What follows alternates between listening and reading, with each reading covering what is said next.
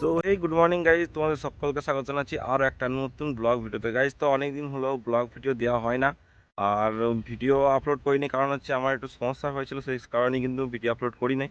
তো আবারও স্টার্ট করলাম ভিডিও আপলোড করা। তোমরা এখন দেখতে পাচ্ছ যে আমি একটা জমির মধ্যে রয়েছি, আর আমি এখন সকালবেলাতেই আছি জমির মধ্যে। আর এইখানে জমি দেখতে পাচ্ছ, আমি কিন্তু এখানে লাগাইছি বরবটি।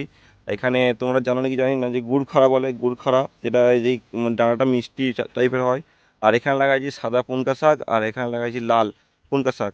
তো এখানে এখন আমি আছি জমি প্লটে। তো এখানে এখন এসেছি যে সকালবেলায় জমিটা দেখতে কী রকম কন্ডিশনে রয়েছে। আর এখানে দেখতে পাচ্ছ গাজর কিন্তু খুবই সুন্দর হয়েছে। তোমরা অবশ্যই দেখতে পাচ্ছ এখানে পাতা কিন্তু কোনো একটা বেশি একটা রোগ নাই। আর এখানে কিছু কিছু পাতা কিন্তু লেদা পোকায় খেয়ে দেখতে পাচ্ছ। আর এই লেদা পোকা মারার জন্য কিন্তু ওষুধ আমি অলরেডি কিন্তু দিয়ে দিয়েছি। মানে একটু দিতে লেট হয়ে গেছে। আর এখানে দেখতে পাচ্ছ কিছু কিছু গাছে কিন্তু এখানে পাতা মরা যে পোকার, লেদা পোকা টাইপের হয়, সেই লেদা পোকা কিন্তু এখানে পাতাটা মুড়ে দিয়েছে।